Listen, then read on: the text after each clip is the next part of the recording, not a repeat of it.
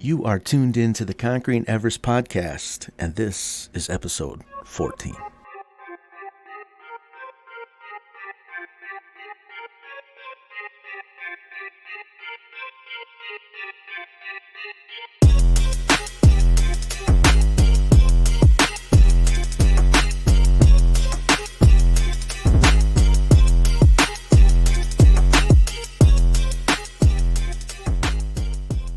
Hey, welcome into the Conquering Everest podcast. My name is Brian Talor, and let me just say thank you. Thank you for tuning in and spending a part of your day here with me.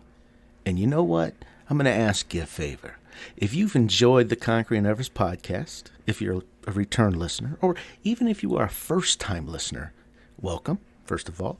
But do me a favor, share this podcast with your family and friends. Let's blast it all over social media. And, I know we've got things on this podcast that are going to help people, and that is my mission. I want to help as many as we can. Now, today, I've got a very special guest, Melissa Concessio. She is a business strategist and a certified personal development expert. And she's got a book, and that book is Go F Yourself. Now, hear me out. It's not go F yourself. It's go F as in find yourself. And it is a great book, and she was a great guest. So without further delay, here is my conversation with Melissa Concessio. Melissa Concessio, welcome to the Conquering Everest podcast. Thank you. I'm happy to be here. Oh, I'm happy to have you. So we actually our paths crossed in the social media group for Tony Robbins his latest event, Mm-hmm. and I saw you. Well, you wrote a book, and I've been reading it, and you've got there's a lot of things we can get into, but I tell you what, before we do that, do you want to introduce yourself to the listeners that this may be their first time or first chance to get to know you? Yeah, sure. So I am what they call an edutainer. I like to educate people, but in an entertaining manner. So what I spend most of my time doing is writing and creating educational material, both written and in audio, to help really ambitious people develop skills they need for personal growth, productivity in order to attain their goals fast, whether it's in business or it's in your life. There's something you can do which has everything to do with personal growth. So that's what I talk about. Yep. Let's talk a little bit about this book that you wrote. It's called Go.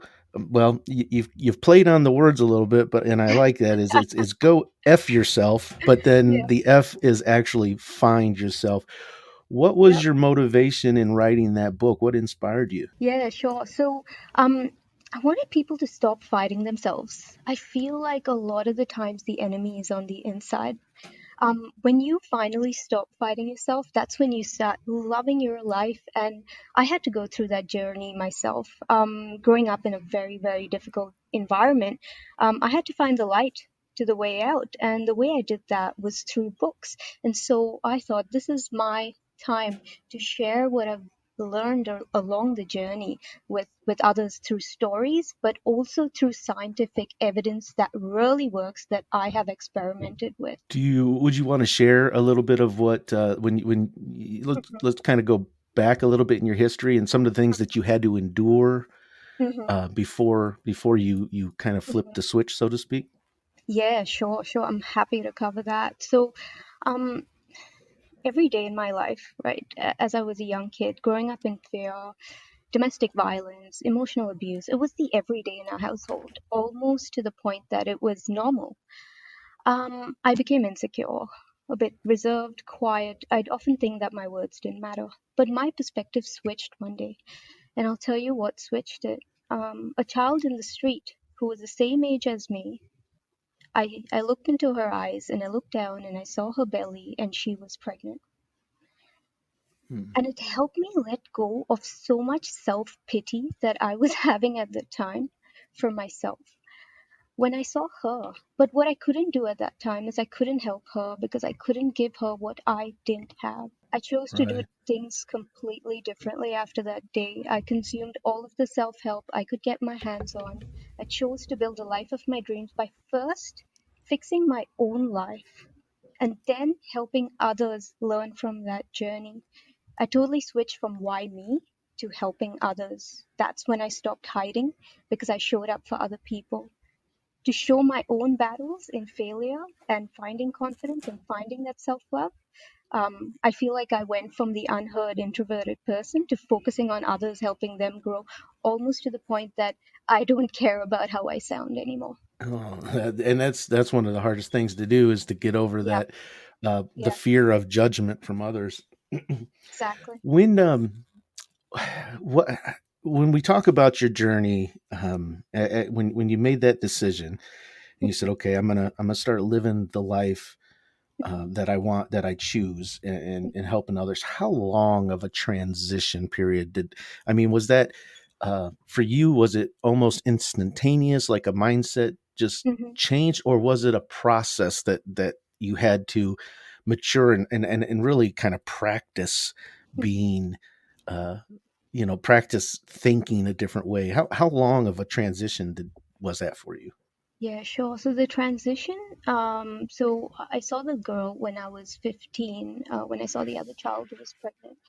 And I moved to Australia by myself at 18. So that's when I would think that I executed my first goal, my biggest first goal, which was totally impossible at that time. I was in India at that time, and I would say, it was a 3-year process, the whole thing. But it started off with a mindset shift that changed how I saw things straight away. But then there was also a skill set shift where I had to learn what it actually took to achieve a goal. And then was the execution stage where I had to do to get myself to Australia on a plane by myself as a teenager. So, yeah. So let's talk about that a little bit. You Mhm, said you left India and went to Australia at mhm, 18. mhm, Um, I was around 17 when I when I did my first big journey too, but I didn't leave the country. I just mhm, went south and relaxed on the beach for a little while. But what was I mean, what was that like for you? I mean, were you just completely scared of, not scared in the, because obviously you took action and you got on that mhm, plane and you went, but mhm. there's a lot of uncertainty in all that. So, Yeah. when you stepped off that plane, were you just kind of like, "Oh my goodness, I'm here." Yeah. Oh my God. So it's very intimidating, right? Whenever you're doing anything, anything new or outside your comfort zone, it's really, really scary at that point in time. But it also happens to be the last chapter of the book, Go Find Yourself. And maybe I'll read a very little bit, a few sentences to you of what I actually said. Okay. Um, yeah, would that work? Yeah, yeah. Okay, cool. Okay. So life was finally starting to get better for me. And then I decided to change everything. I got into a top Australian university, and it was my final day. I entered the airport, leaving everything behind. I felt no regret, but a pure sense of happiness as I bid farewell to all my families and friends. I was smiling as I passed through security, and then it hit me all at once. Tears streamed down my face because there was no going back. I was alone, traveling to a foreign land, with only 1,000 Australian unbreakable plastic notes in my pocket, ready for the hardest, loneliest challenge I would ever encounter. And as the flight took off, I cried myself to sleep. But What I yeah, yeah. How do you feel about that? Yeah, these sentences. Yeah, what I really like, uh, what I've liked about your book is you're very vulnerable. You're very open about what things that you've had, you endured or had to overcome in your life, and then you end each chapter with a little bit of like, hey, now I'm going to give you some steps. These are some actionable steps for you to go out and do and start shifting, shifting your mindset. So, and it's a very well written book. So, that, kudos on that. How long did it take you to write that book? I think like most people, you think about writing book, writing a book for a very, very long time. Yeah. But when you actually come down to do it and you get rid of all of that internal stuff that's going on with you and you start a routine on it, I could pretty much, I wrote all of the stories in about 30 days. But then I did a lot of research on how I could give people lessons and what actually worked, and had to go back and make sure it all made sense and then flowed.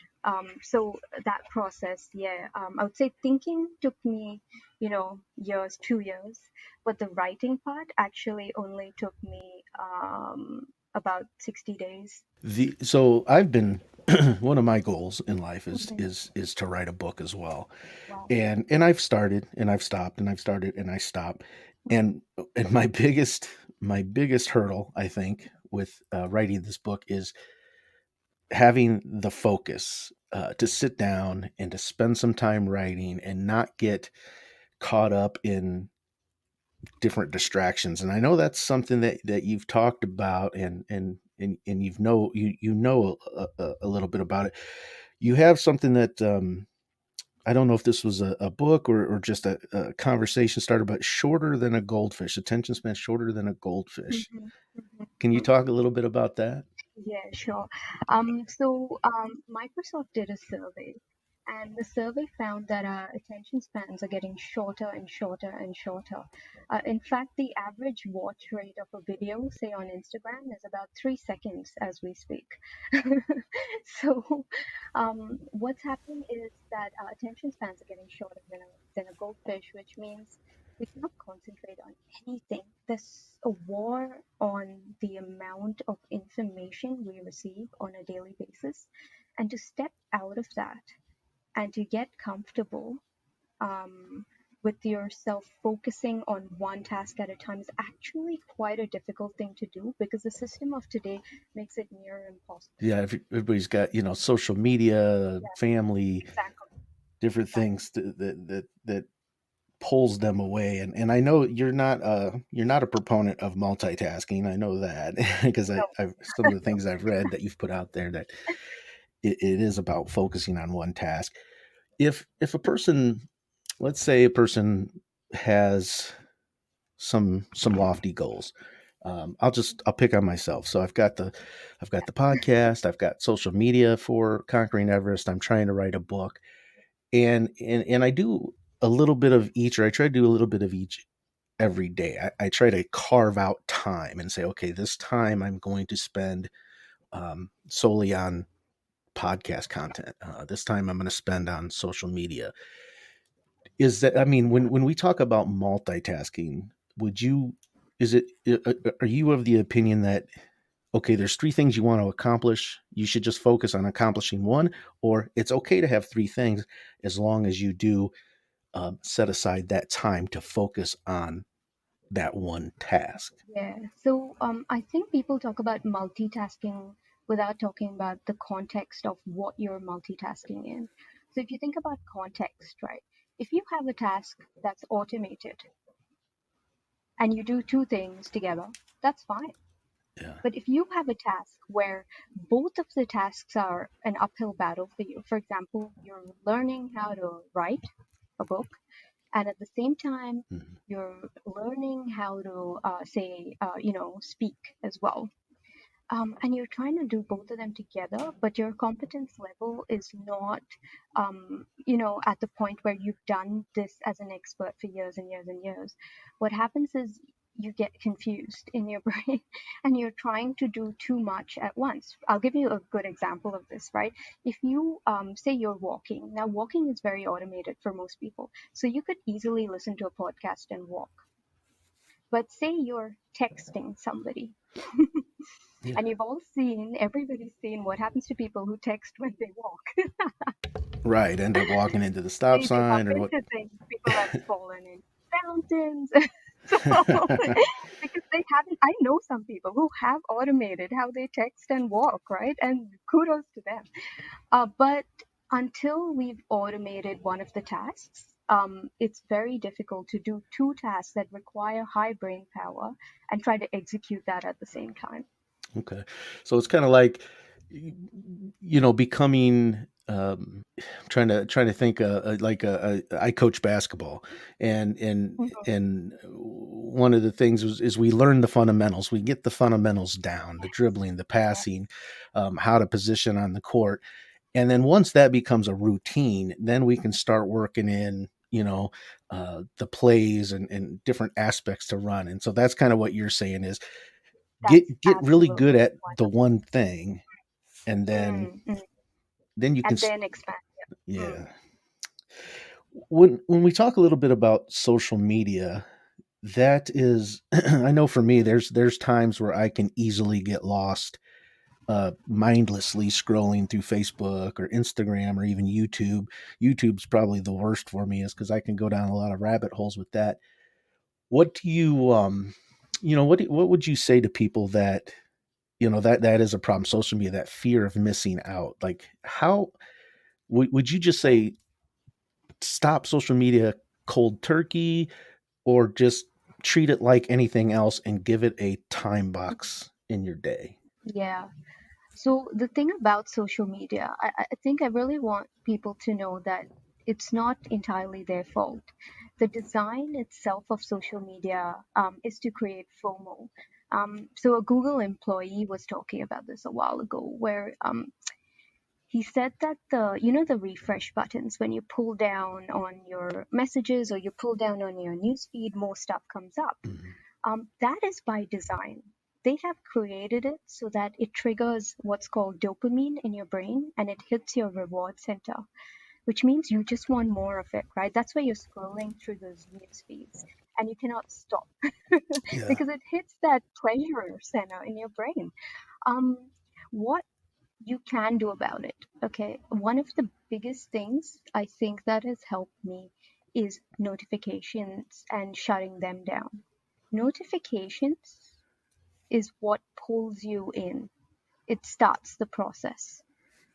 So if you try to have your notifications by design and go in and turn off notifications that don't work and that you don't need, it will save you a ton of time. And I'll give you a quick example of this.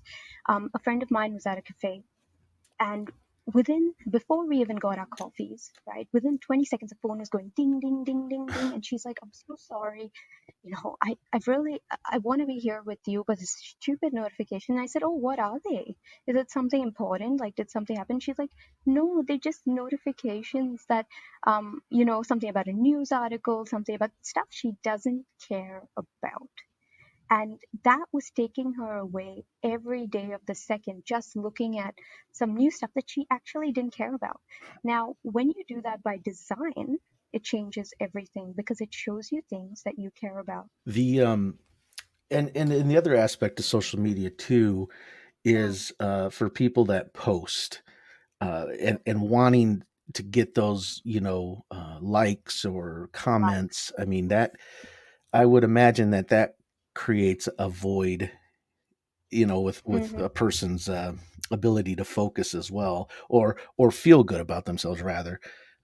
If they're not getting the likes, they're not getting the shares. I, have you seen it where that actually causes fear in people to act? Yeah, yeah. So I think part of it is the real reason. It's a very beautiful reason that humans, we're social beings and we just want to connect with each other.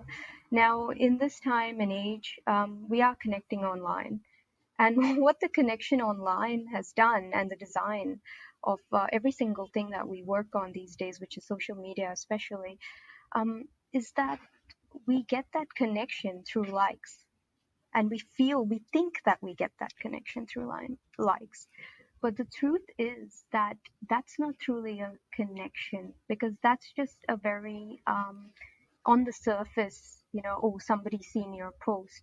What's more valuable in terms of a connection online is to actually have a conversation with someone, to say hello, to have a back and forth instead of a like.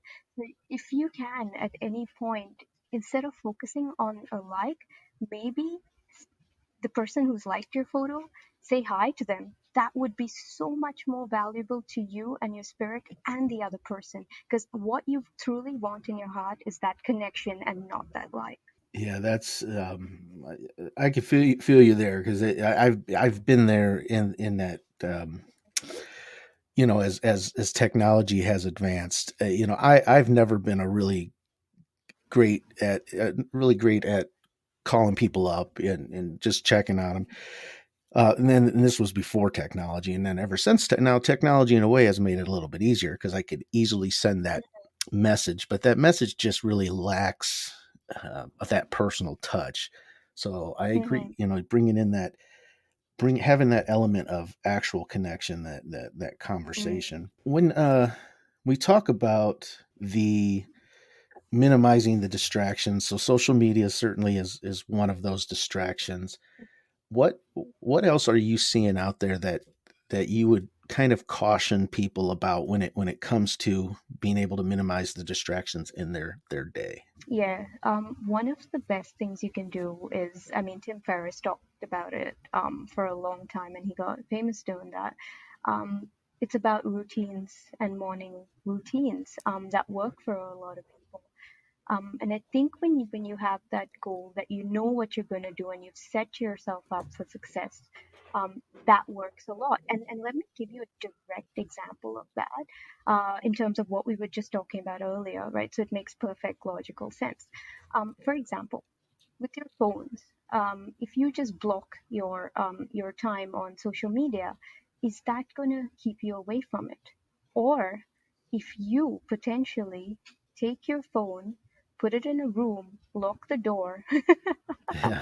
and go and do something else, right? Because out of sight is out of mind. And it works with diets and it will work with your phone. Try it. Because people who, and research shows this, that people who have, say, for example, chips or junk food on their kitchen benches or very visible are more likely to eat it. But people who lock it away in the cupboard, where your phone is, maybe with the other stuff that you don't want to eat, Yeah. when you have it locked up in there, and you lock the room and you get out of there, you're less likely to even go after it because it's out of sight, out of mind. And that's been one of the best things that's worked for me too. And as you talk about routine, I always like to ask people, what does a typical day in Melissa's life look like? Yeah, sure, sure. Okay. So, one of the first things I do in the mornings, I've got a little 2-year-old, which means that he starts the day. Starts the day. But it's a beautiful start to the day. We go outside, especially when it's not raining, which is about 80% of the time, and we just look at the sky. It's a beautiful view of the sky, and it's a beautiful way to start the day. I play some Buddhist meditation music, even though it's hard to meditate with a child or with, because there's so many other distractions. I can always play music. So I have beautiful music playing in the background while I have breakfast for him, and I have a morning shake for me, which is, the healthiest way you can start your day. The more likely you are to keep that up. And then, yeah, and then we have a cup of tea together. My little one just has a what he calls biquet, Hmm. in very an Aussie vernacular tone, which is actually a cookie. So, yeah, and we start our day in a very very simple format. I don't try to do too much. Even exercising, I don't do it the first thing in the morning, although it's very convenient for most people. It actually doesn't work for me because there's so many other things to do. So I usually do exercise during lunchtime, and it picks me up to face the rest of the day as well with much enthusiasm and energy. So yeah, that's typically how my day goes.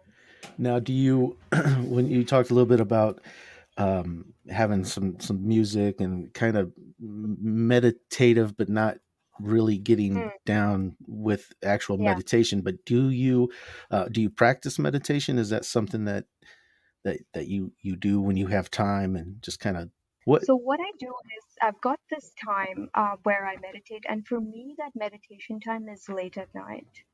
Uh, because it also brings up another thing, which is my writing routine that we can talk about. Did you have another question that you were putting out there, just so I answer that at the same time as well? Well, I was just, with meditation, and if that's something that you practice, what are the benefits? Like, what have you seen are some major changes or shifts in your lifestyle that you would attribute to having that time of solitude? Okay, so this is going to be, hopefully, I'm thinking this will make an impact, right? Because I'm referring back to something we spoke about earlier. Hmm. So you remember when I seen that pregnant child in the street, Hmm. and that made me switch my mindset? I didn't know how valuable that was until I meditated, which was about 15 years later. Oh, wow. So, um, what what it did is it made me so sure that I had to step out of my own comfort zone to benefit others. Because in that moment of meditation, what it gives you in terms of benefit is ultimate clarity. It is so clear, it is so crystal clear what your purpose is, why you went through difficult moments in your life. And for some people, meditation might bring up, I mean, do it, if you're only doing it for the first time, do it with somebody who's highly skilled, Mm. because it may bring up moments for you that are very painful and difficult to deal with. However, if you go beyond that in meditation, which most of us do, because most of it is about like a healing process, when you meditate, you get utmost clarity about your past and about your future, how it connects. You've heard Steve Jobs that says you don't know how the dots connect, but they just connect in the future. All you Right. have to do, yeah, it's exactly that. It just all the dots connect, and you're like, wow, Yeah, and yeah. I agree because I'm not super disciplined when it comes to taking time to meditate.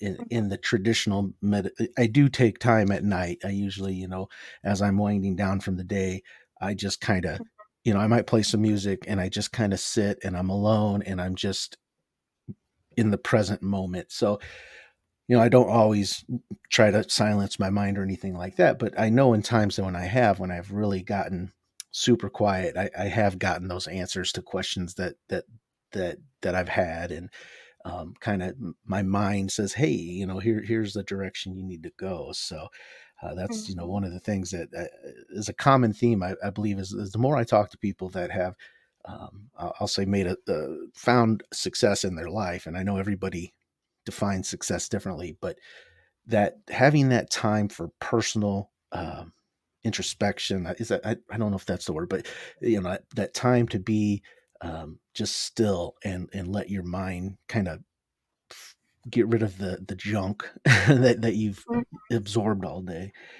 That is one of the things that they and it seems to be a common theme when we talk about the um, your writing routine. Do you Mhm. do you carve out time in the day? I mean, is it you said you kind of like meditate and that leads into some of your Yeah, writing. How yeah. does those I, two? I'm very excited to talk about this Okay. because I think it's a very unusual writing routine, and it's something unique that I can offer people if other things haven't worked for them in the past. Okay, so this is what I do. I find my most productive hour of the day in terms of thinking time when my mind goes a bit, like thinks about a thousand different things. We all have that moment. Um, right? You've experienced Oh that? yeah, oh Yeah. yeah. Yeah. Cool. So that moment, in my personal belief, is your ultimate productive hour. Now, what if you could take that hour, okay, meditate for the first 10 minutes, and then start your routine? What's going to happen with that is your mind goes in the direction of clarity of thought because you have all of that energy in your head. And what that allows me to do is go from all these thoughts, right, jumping from one thing to another, to ultimate clarity, to channeling the thoughts into stories or events of my life, and then writing down. So what I do is I've got a little sketch pad where I write down just words of what I thought about in that ultimate moment of my productive hour. And I just write down words and I fill in the blanks later. I don't do all of the work at once. I don't put too much pressure on myself to write a whole, whole book in that time or write a full chapter. So I'll tell you how I started the book as well. What I did was I started writing the stories that came to me during that productive hour. I meditated on it and made it even better, and then started to capture the stories that I wanted to tell that would benefit other people. And then that's when I could later on look at those chapters and say, hey, here are all the keywords of the things I wanted to tell people, of the wisdom I wanted to impart. And here's, all of this research that I can do right now, and I'd research it, and then I'd fill in the whole story later at a later stage. Does that make sense? Yeah, actually, that's. I mean, as you're explaining that, I'm like, I need to do that. That's something I need to try because I do put a lot of pressure on myself, especially when it comes to my writing. That I feel like I need to.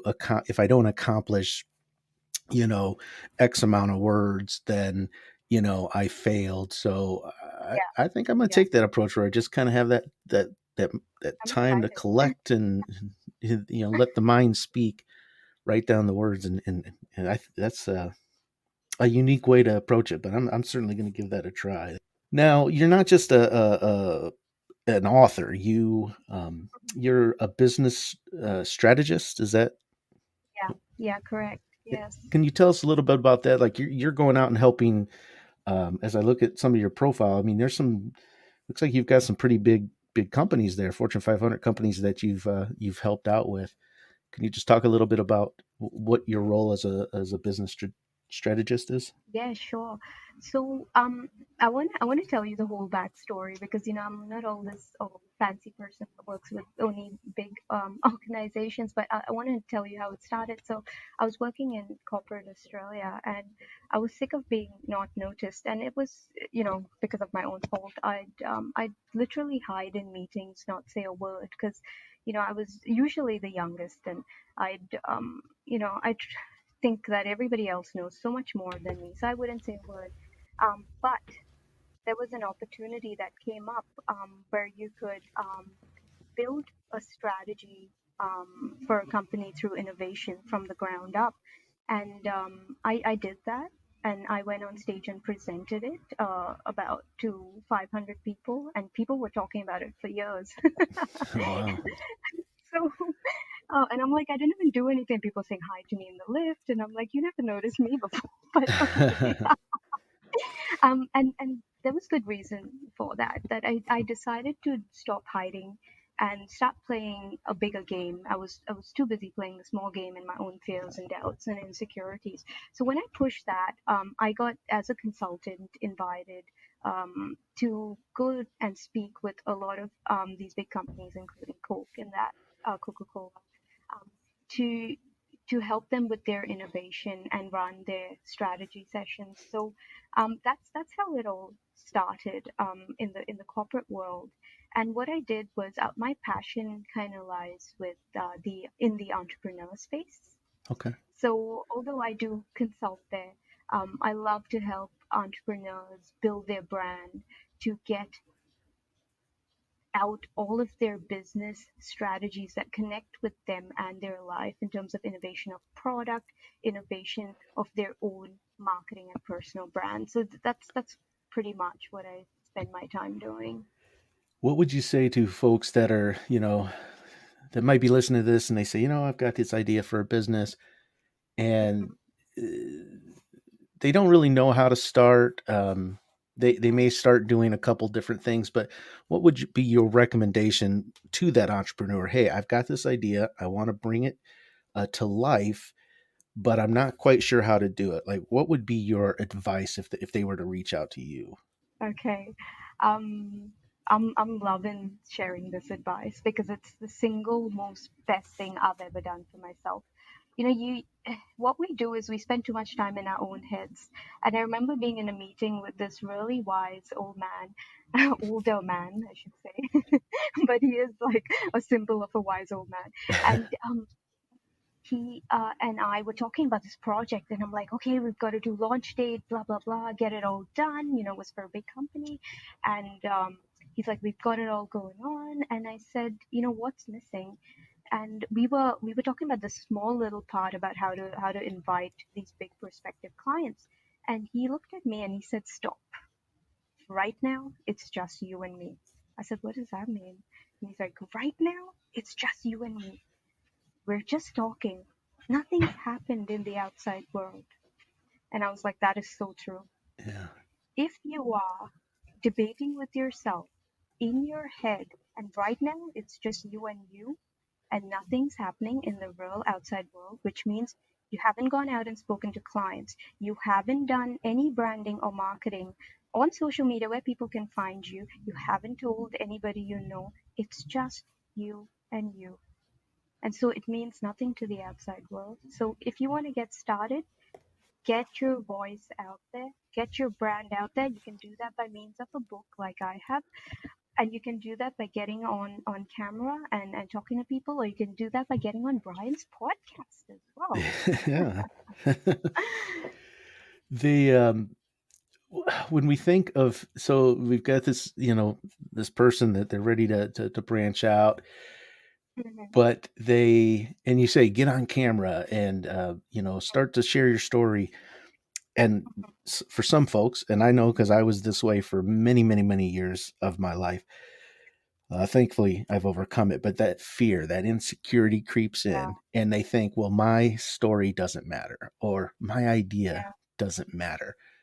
what would yeah, you what would you say to those folks that they're just, it's paralysis by analysis, trying to be perfect? What would you say to get them going? yeah, sure. So I'm really glad that you asked that, because a lot of the times we go to people for skills, but actually the skills that we need to work on are on the inside. Where there's doubt, there's judgment. And, even though I've grown a lot, like there's still sometimes where I feel like, I messed up before and I'm going to mess up again. And sometimes it happens. But there's something that I write in the book that I want to share, and it was about facing your fear. And I call it the fear switch. In any moment of time, you can choose to face your fear or live with it for the rest of your life. Being fearless is a total myth. It's overused, common misconception that we're born fearless. At one point, an individual faces the fear and they choose to redefine their relationship to that fear. That's when you overcome it, because it's not the absence of fear.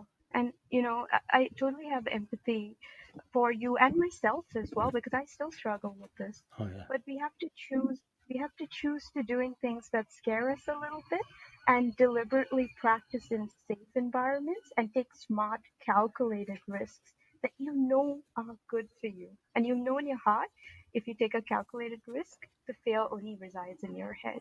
That's the one thing I'd tell you. Yeah, that's great advice. I was, I grew up, uh, my childhood and teen years and even into my adult years, a lot of fears, a lot of insecurities, and until I made the conscious decision to say, you know what, I'm not going to let fear define me, and I started standing Mm, up, and I developed this philosophy that I believe in and live by every day, is if something scares me, I'm going to do it, mm, because that to me is the awesome. best way to fear is that bully, and until you stand up to it and say no more, it won't back down. So that's great advice. You have some different social media. I want to take some time and let you kind of share out how people can find you, and Hmm. find the book. So if you'd like to, if you have any social media, and of course I'll link everything in the description as well for folks. But if somebody wanted to reach out and connect with you, what's the best way to do that? Okay, so you can reach out to me on Facebook or Instagram, uh, or you can just Google me and you'll definitely find. a lot of stuff about me. And all you need to Google is the name Melissa, Melissa, and Concessio. And Concessio is my last name. I think there's only one of me in the world. And I'll spell that out. It's the word concession, but just knock off the N.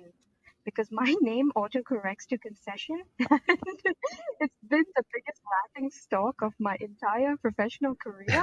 But it works in helping people remember my last name, which is Concessio, and my first name's Melissa. If you Google that, you'll find me on Instagram, you'll find me on Facebook, or if you look it up on any of the social media platforms, you'll find me there, and you'll also find my website that you can potentially get onto as And well. that's I've seen as I went out and did some homework. So you have melissaconcessio.com, and then you also have Right. some space where you share some thoughts on Medium. I do that too. So that's kind of Mm-hmm. are you still pretty active on Medium as well? Yeah, yeah, I am. What I do is I try to, so most people invest. I don't know how much time they invest in articles, but what I understand is that they invest, maybe a few days into articles. I invest a few months Yeah, because I believe that there's a lot of information out there, and the whole overwhelmed stuff that I speak about. So I really research it down to the T, so I can find all of the solutions that I can offer that I understand, where I've gone in depth and gone through research papers and the whole lot, and that's when I publish a Medium article. So if you want to find me on Medium, there will be a few articles on there and a few more coming, and I am active on there. But you'll find an article that I spend 100+ hours in. So I don't release it like every week or anything. It's mostly every oh, few months. okay. Yeah. Let me ask you one more question here. It popped in my head. I lost it for a minute, but now it's back. Is okay. You're I would say you sound like a pretty successful businesswoman, entrepreneur, author. I'm sure that hasn't always been the case, right? You've probably hit some bumps in the road. You've probably experienced failure, which that fear of Mm-hmm. failure really does kind of freeze people in their place.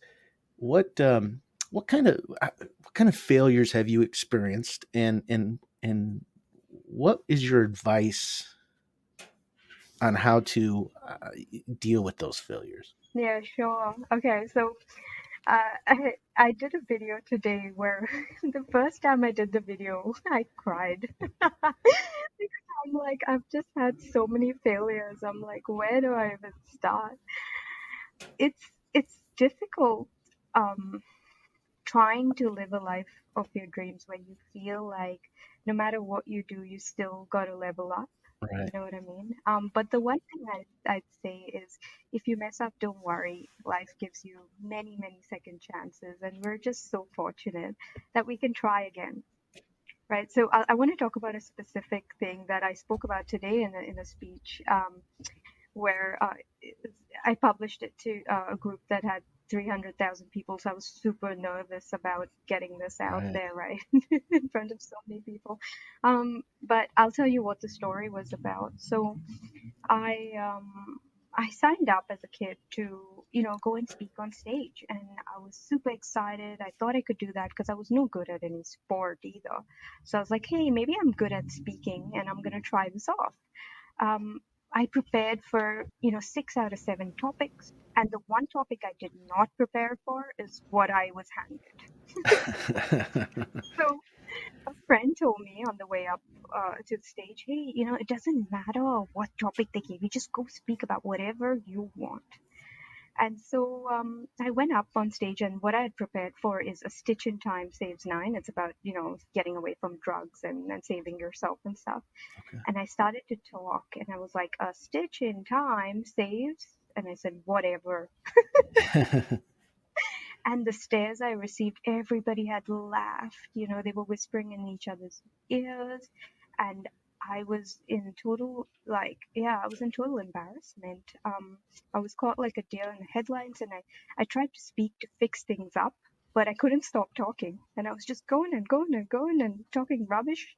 And I spoke about, wildlife, and then I spoke about drugs, and then I spoke about drugs and wildlife.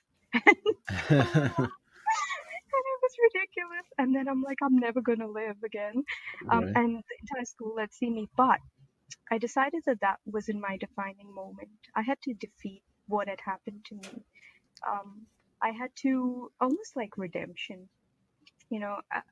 I'm infinitely powerful, Right. and you are as well. And if you want to try again, you'd never know the outcome of the next attempt, right? Right.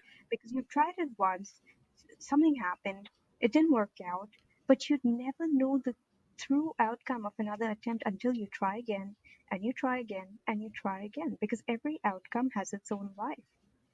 And that's what mistakes do. They make us grow in wisdom, experience, and you know what else? The biggest thing? Character. Hmm. Toughens, it strengthens that internal fortitude. Something you said, and I think anybody that's listening to this podcast needs to write this down and put on a sticky note on their monitor.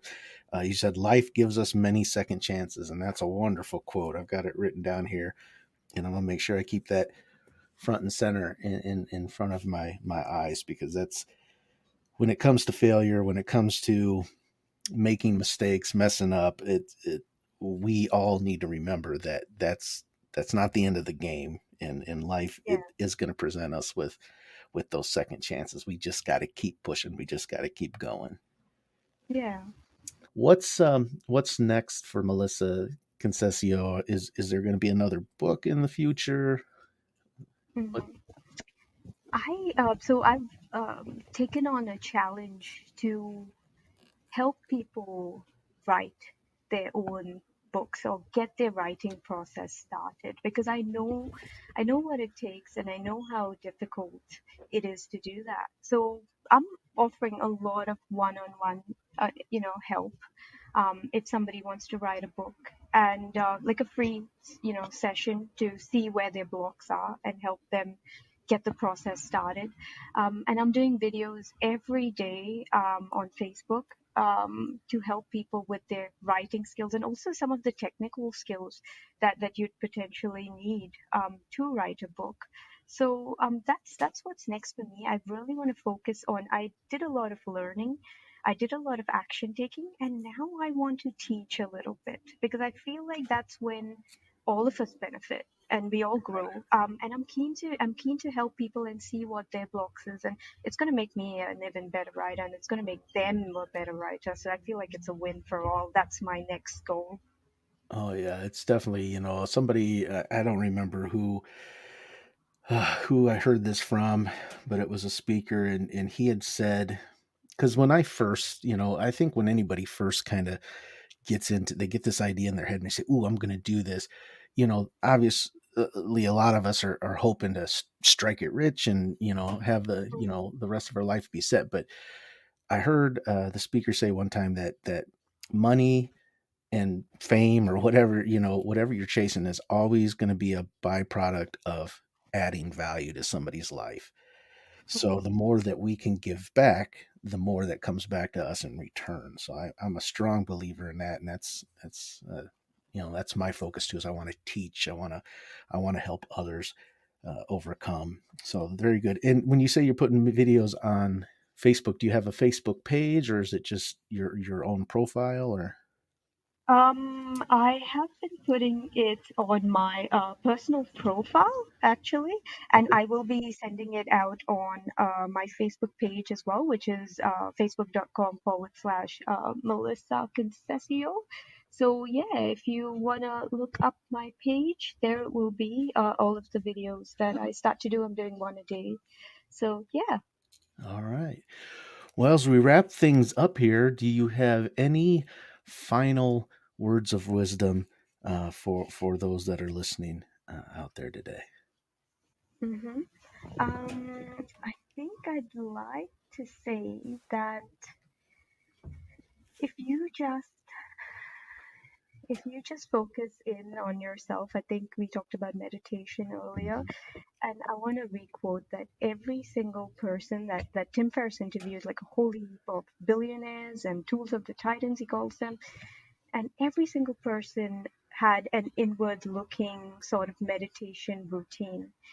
If you just find some quiet time for yourself, and hear yourself out about what you really want to do and what you want to accomplish and achieve, it will speak to you. You will speak to yourself, and that's when you really know and have the utmost clarity that you deserve.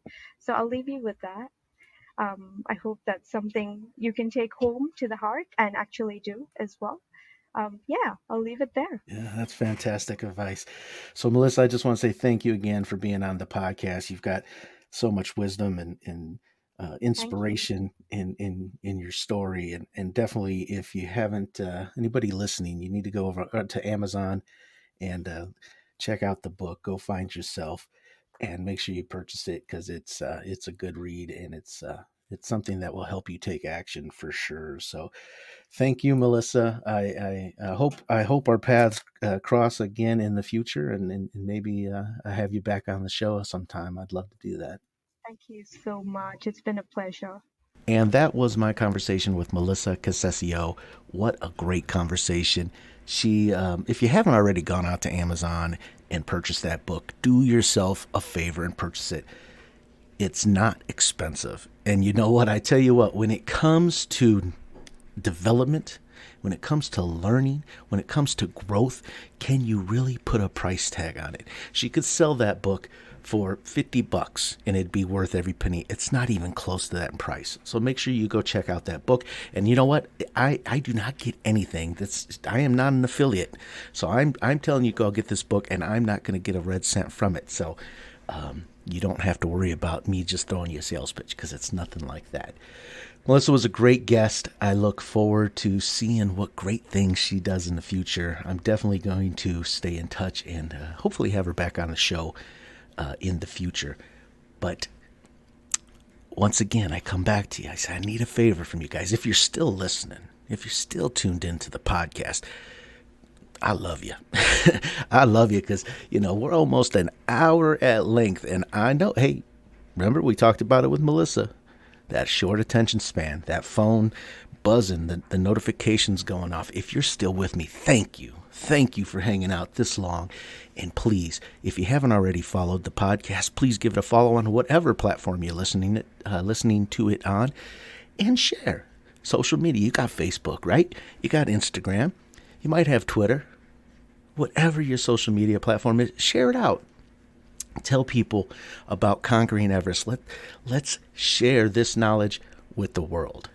So until next time, this is Brian Talor saying, aim high, be courageous, and do amazing things.